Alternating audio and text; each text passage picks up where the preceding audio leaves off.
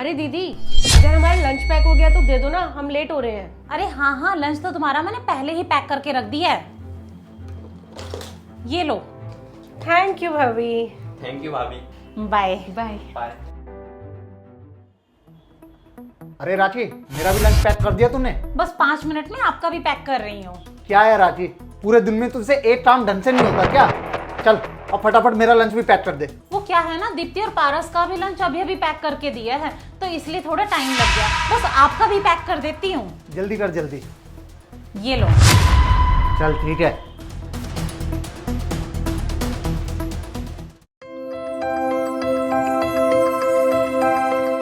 यार दीप्ति, आज तो ऑफिस में बहुत काम था, मैं तो थक गया यार। हाँ पारस, कह तो तुम सही रहे हो, मैं भी बहुत ज्यादा थक गई हूँ।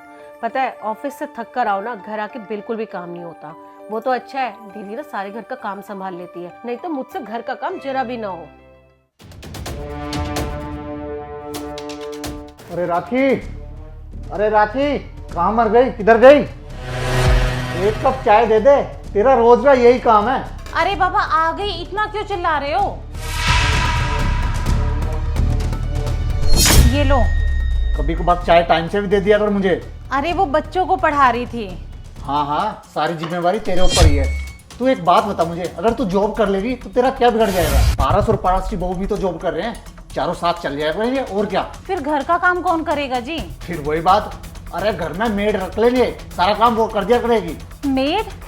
मेड क्या कर लेगी जी? घर में बच्चे भी हैं, पूरा परिवार है, कैसे संभलेगा जी? आपको क्या लगता है जी, मैं पढ़ी लिखी नहीं हूँ, मैं जॉब नहीं कर सकती? जॉब मैं भी कर सकती हूँ, लेकिन मम्मी जी के जाने के बाद पूरे घर की जिम्मेदारी मुझ पर आ गई है। और पारस की पढ़ाई लिखाई और उसकी वाइफ की जॉब किसके कारण कर रहे हैं? मेरे कारण जी। पूरे घर को एक औरत ही संभालती है, एक हाउसवाइफ को तो संडे भी छुट्टी नहीं मिलती। पर आपको क्या पता, आपको तो लगता है मैं पूरे दिन कुछ काम ही नहीं करती। आपकी नजरों में तो एक हाउसवाइफ की वैल्यू ही नहीं है जी। आपको पता है जी, अगर हाउसवाइफ ना हो तो आधे से ज्यादा हिंदुस्तान काम पर ही नहीं जा पाएगा। और आप क्या बोल रहे हो, मेड रख लेंगे? हमारे घर में 2 बच्चे हमारे, एक पारस और दीप्ति का, घर में 3 बच्चे हैं। और अगर मैं काम पर चली गई तो 3 बच्चों को मेड नहीं संभाल पाएगी। और आपने तो सुना ही होगा, ये मेड क्या करती हैं? बच्चों को नशीले पदार्थ देकर सुला देती हैं। उन्हें कोई मतलब नहीं होता बच्चों से, उन्हें तो बस अपने पैसे से मतलब होता है। बहुत मुश्किल है प्राइवेट जॉब। पारस, ये भैया भाभी की कैसी आवाजें आ रही हैं? कहीं लड़ तो नहीं रहे ये दोनों? चलो चल के देखते हैं। अरे भैया, भाभी, क्या बात हो गई?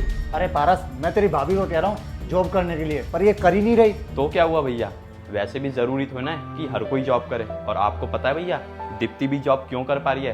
क्योंकि भाभी ने पूरा घर संभाल रखा है। और भैया आपको एक बात बताऊं, अगर भाभी ना हो ना तो हम दोनों भी जॉब ना कर पाए। अगर सभी पैसा कमाने के चक्कर में लग जाएंगे तो घर परिवार को कौन देखेगा?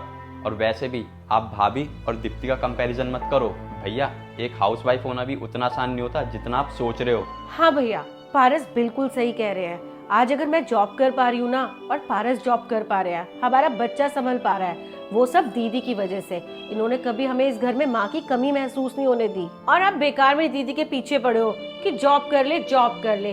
अरे ये सबको साथ लेके चलने वाली औरत है, और इन्होंने ना हमारे सबके सपने के पीछे अपने सपने को कुर्बान किया है। हाँ हाँ, तुम सब सही कह रहे हो। नहीं, पैसों के चक्कर में सब भूल गया था कि इसको जॉब करनी चाहिए या नहीं करनी चाहिए। अगर घर के सभी सदस्य जॉब के चक्कर में पड़ जाएंगे तो बच्चों को मोरल वैल्यू कौन देगा? उनको संस्कार कहाँ से आएंगे? सब जॉब के चक्कर में पड़े रहेंगे। तो मेरे बच्चों का ख्याल अच्छे से रखेगी या नहीं रखेगी, ये कौन जानता है?